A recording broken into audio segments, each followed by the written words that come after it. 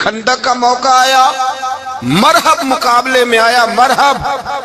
حضرت علی رضی اللہ تعالیٰ عنہ فرماتے 1000 کے مقابلے میں وہ لڑا کرتا تھا، میرے مقابلے میں آیا تو کہنے لگا بھتیجے تجھے پتہ ہے میں مرحب ہوں، میں مرحب ہوں، تجھے پتہ ہے کیسے مقابلہ کرو گے، تمہیں پتہ ہے؟ تو حضرت علی کہنے لگے مجھے تیرا نہیں پتا، مجھے تو اپنا پتا ہے۔ کعب کون ہے؟ فرمانے لگے انا اسد اللہ و رسول ہی، مجھے پتا ہے کہ میں خدا کا بھی شیر ہوں، محمد مصطفیٰ کا بھی شیر ہوں۔ تم مقابلے میں تو آ، میدان لگے گا تو پتہ چلے گا۔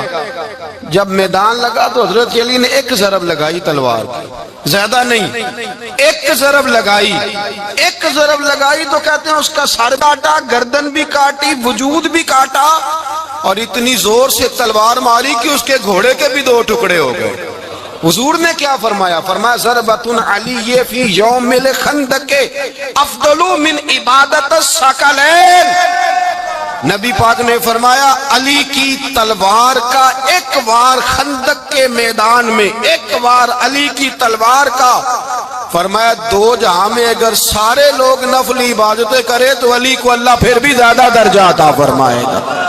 ساری دنیا کی عبادتوں سے زیادہ درجہ لے گیا ایک تلوار چلا کے، ایک تلوار چلا کے۔ اور جب خیبر کا دن آیا، کئی دفعہ صحابہ کہے فتح نہیں ہوئی، میرے رسول نے فرمایا سویرے میں جھنڈا دوں گا اور جس کو دوں گا اسے اللہ فتح دے گا۔ حضرت سیدنا ابو ہریرہ کہتے ہیں میں نے کان میں پوچھا، میں نے کہا حضور وہ کون ہے جس کو آپ جھنڈا دیں گے؟ چلے مجھے کان میں بتا دے وہ کون ہے۔ تو حضور نے فرمایا اس کا تعارف یہ ہے کہ وہ خدا سے بھی پیار کرتا ہے، محمد مصطفیٰ سے بھی پیار کرتا ہے۔ حضور کوئی ایک تعارف اور، تو حضور نے فرمایا خدا رسول بھی اس سے بڑا پیار کرتے ہیں۔ حضرت علی، صحابہ کہتے ہیں سارے منتظر رہے، حضرت عمر کہتے ہیں میں سویا ہی نہیں ساری رات کہ میرے ہاتھ جھنڈا آنے والا، سویرے مجھے ملے گی فتح کی نوید اور خوشخبری۔ فرماتے ہیں میں سویا ہی نہیں۔ تو حضرت علی سے پوچھا آپ کدھر تھے؟ تو جناب علی شیر خدا رضی اللہ تعالیٰ عنہ فرماتے ہیں میں تو اپنے کمرے میں سو رہا تھا، میری تو آنکھوں میں تکلیف تھی، میں سویا ہوا تھا، پتہ کیا بنا؟ کوئی آیا لے کے چلا گیا، کوئی عمر بھر بھی نہ پا سکا۔ میرے مولا تجھ سے گلا نہیں، یہ تو اپنا اپنا نصیب۔ حضور سید عالم صلی اللہ علیہ وسلم نے فرمایا این علی ابن ابی طالب، علی ابن ابی طالب کو بلاؤ۔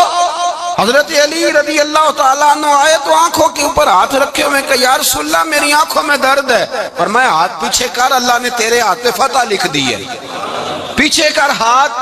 حضرت علی کہتے ہیں حضور نے لعاب دہن لگایا میری آنکھوں پہ، مجھے پہلے سے بھی زیادہ بہتر نظر آنا شروع ہو گئے۔ حضرت علی شیر خدا، ایک ہاتھ میں تلوار، ایک ہاتھ میں 40 گز اونچا تھا خیبر کا دروازہ اور 40 گز چوڑا تھا۔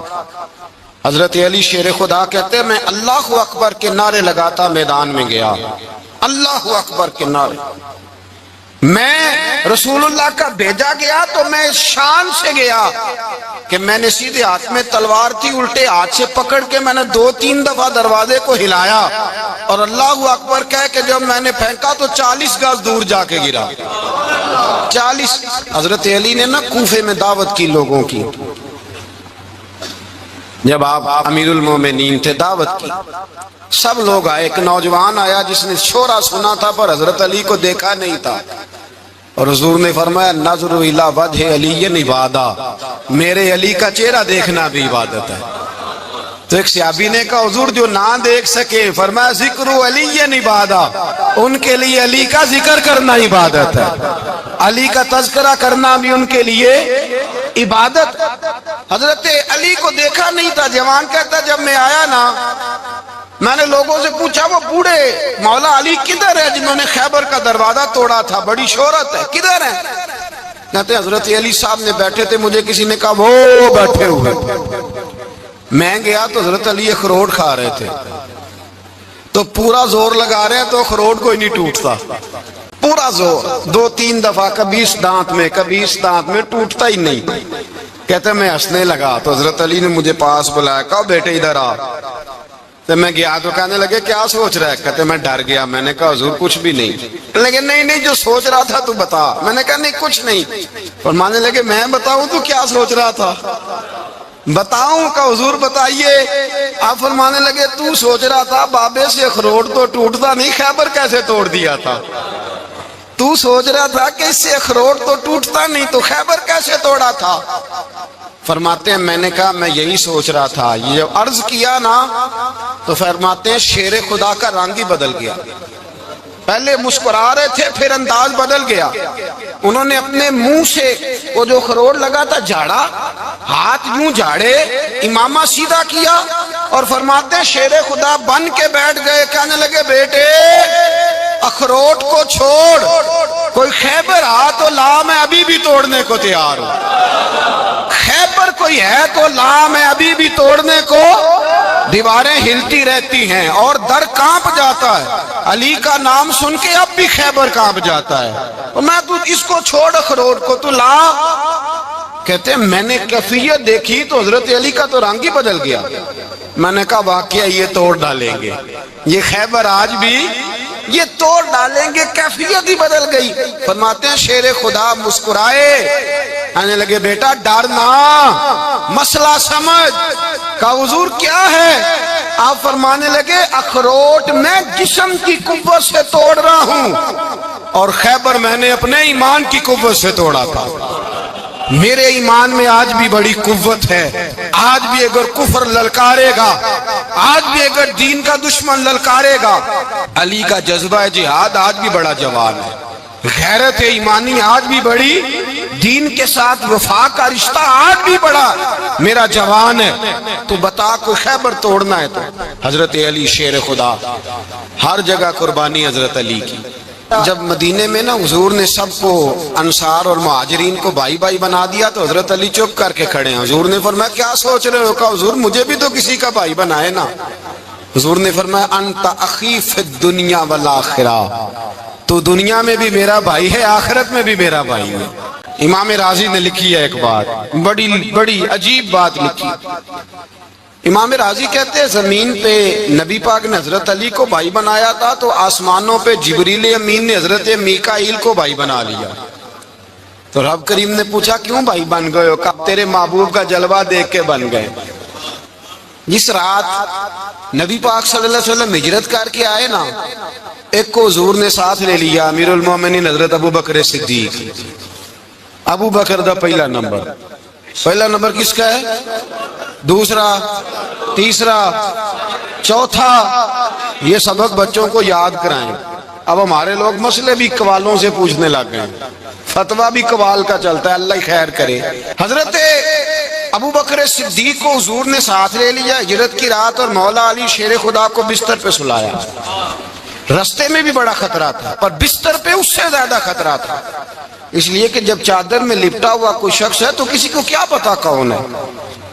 اگر آ کے وہ پردہ نہ ہٹاتے ایسے ہی قتل کر دیتے تو کیا پرسان حال ہوتا، کچھ بھی نہ ہوتا. امام راضی کہتے ہیں رب کریم نے فرمایا جبرائیل میکائیل تم دونوں کہتے تھے ہم بھی بھائی بھائی بن گئے ہیں، بتاؤ تم میں سے کوئی ایک دوسرے پہ جان قربان کرے گا جان؟ فرشتے خاموش ہو گئے. تو رب نے فرمایا اب نیچے ذرا جلوے تو دیکھو، علی میرے رسول پہ جان قربان کر رہا ہے. جاؤ دیکھو نا جا کے جلوے، تم تو بھائی بھائی بنے تھے. تو فرشتے عرض کرنے لگے مولا ہماری ڈیوٹی کیا ہے؟ فرمایا اب تمہاری ڈیوٹی یہ ہے کہ تم جاؤ زمین پہ 2 تلواریں لے لو اور علی کی چارپائی کے اوپر کھڑے ہو جاؤ. اس نے میرے مصطفیٰ پہ جان قربان کی ہے، اس کی جان کی حفاظت کرو. کامیابی کے لیے سب سے اہم اور سب سے ضروری چیز عقیدے کی صحت ہے، لیکن مختلف مواقع پر مختلف عنوانات سے اپنی امت کی تربیت کرنے کے لیے نبی اکرم صلی اللہ تعالی علیہ وسلم نے نجات کے لیے مختلف چیزیں بیان فرمائی.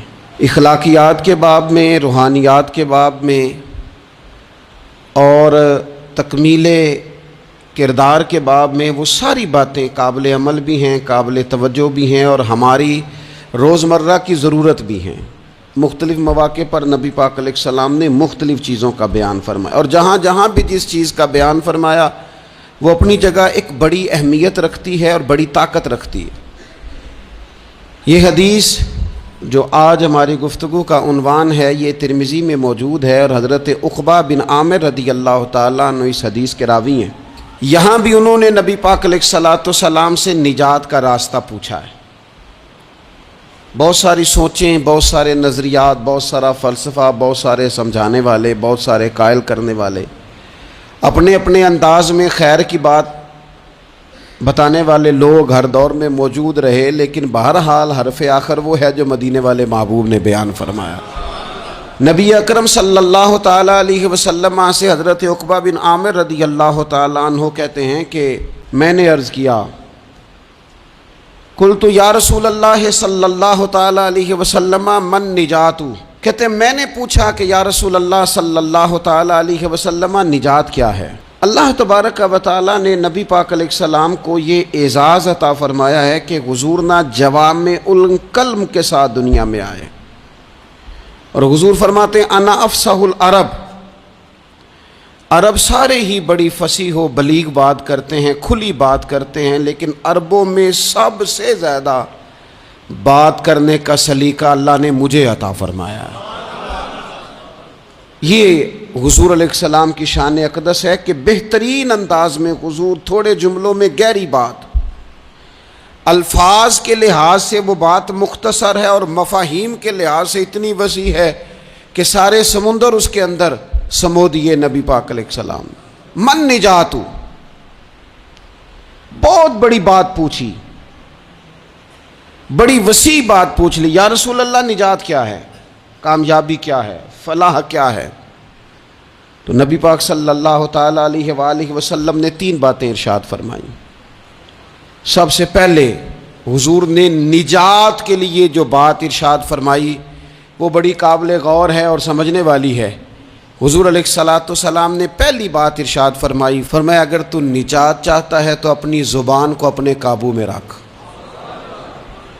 اپنے بولنے پر کنٹرول کر، تول کے بولنا شروع کر، اپنے لفظوں کی حرمت کا خیال کر۔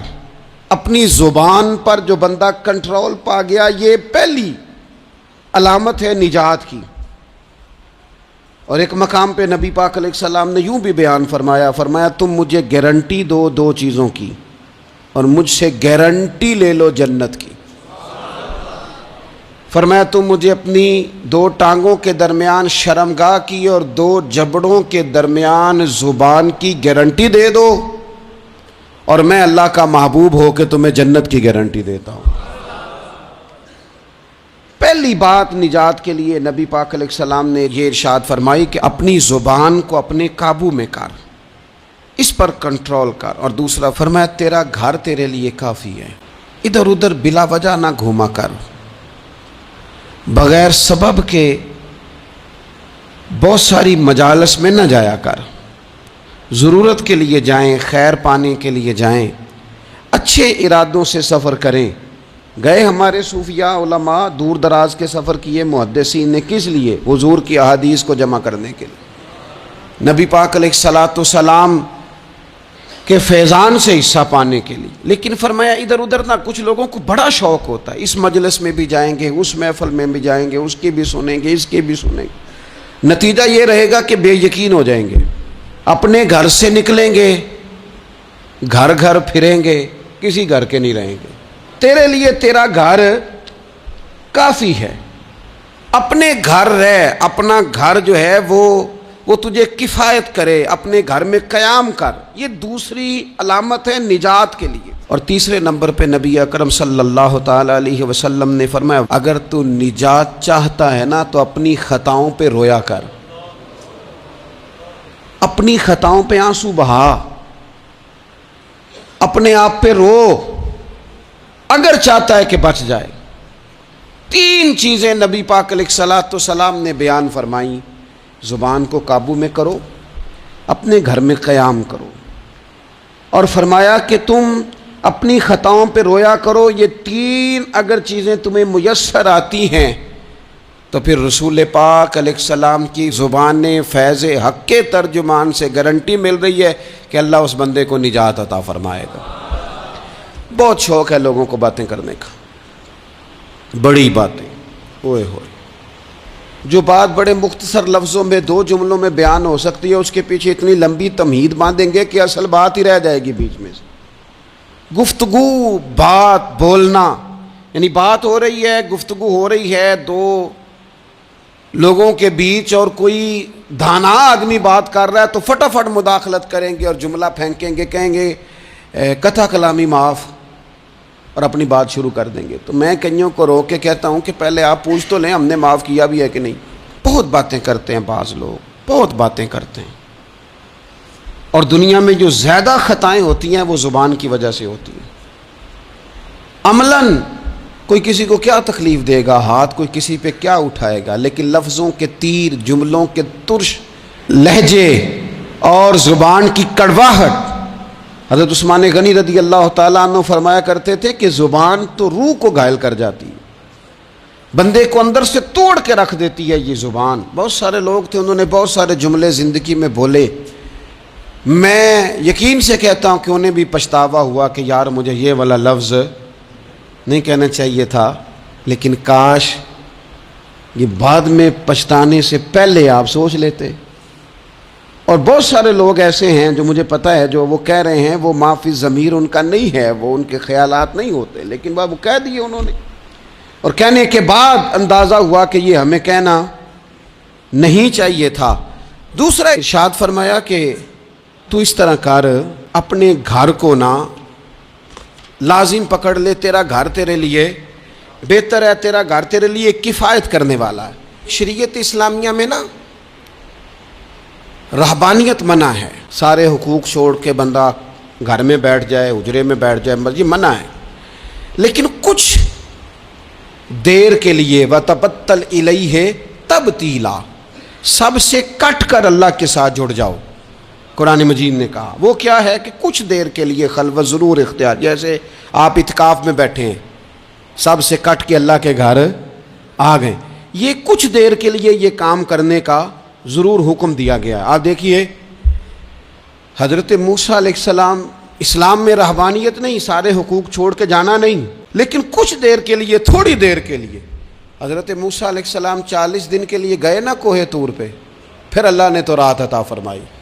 وَإِذْ وَعَدْنَا مُوسَىٰ 40 لَيْلَةً، ہم نے موسیٰ علیہ السلام سے 40 راتوں کا وعدہ لیا۔ نبی پاک علیہ السلام کتنے دن جا کے پہلے غار حرا میں بیٹھے، پھر اللہ تعالیٰ نے وحی عطا فرمائی۔ تو کچھ اپنے گھر میں وقت گزاریں، عبادت میں وقت گزاریں، اللہ کی یاد میں وقت گزاریں، سارا وقت گھومنے میں پھرنے میں ضائع نہ کر دیں۔ کچھ لوگ ایسے ہیں عبادت کے لیے بٹھاؤ تو تھکے ہوئے ہیں، اور ان سے کو کہیں جانا ہے تو وہ تیار بیٹھے ہیں، تو کچھ اوقات اپنے اس پر بھی لگائیں۔ اور تیسری بات جو ارشاد فرمائی گئی وہ یہ ہے کہ اپنی خطاؤں پہ رویا جائے۔ ہم نہ بڑا تبصرہ کرتے ہیں، بڑا رونا آتا ہے کسی کی مظلومیت پر، کسی کے دکھ پر، ملکی حالات پر، لوگوں پر، اچھی بات ہے، لیکن نجات کے لیے ضروری ہے کہ انسان اپنی خطاؤں پر بھی روئے۔ اور نبی اکرم صلی اللہ تعالیٰ علیہ وسلم نے فرمایا کہ اگر تمہیں اللہ کے خوف سے آنکھ سے اتنا قطرہ بھی نصیب ہو گیا جتنا مکھی اور مچھر کا پر ہوتا ہے، تو اللہ تبارک و تعالیٰ اتنا بھی تمہاری آنکھ سے آنسو نکل گیا تو جس طرح بھینس کے تھنوں سے نکلا ہوا دودھ دوبارہ تھنوں میں نہیں جاتا، تم بھی دوزخ میں نہیں جاؤ گے۔ اور 2 آنکھیں اللہ کو بڑی پیاری ہیں۔ یا رسول اللہ کون سی؟ فرمایا کہ جو رب کی رضا کے لیے پہرا دیتی ہے، اور ایک وہ آنکھ جو اللہ کے خوف میں آنسو بہاتی ہے۔ یہ 2 آنکھیں اللہ کو بڑی پیاری ہیں، تو اس لیے یہ 3 باتیں آپ نے نہیں بھولنی۔ ایک تو یہ کہ اپنی زبان کی حفاظت کریں، ایک اپنے گھر میں، مسجد میں، حجرے میں کچھ دیر بیٹھ کے اللہ کو یاد کریں، اور کوشش کریں کہ بغیر وجہ کے گھر سے نہ، اور تیسری بات یہ کہ اپنی خطاؤں پر آنسو بہانے کی کوشش کریں۔ اللہ تعالی ہم سب کو سمجھنے کی توفیق عطا فرمائے۔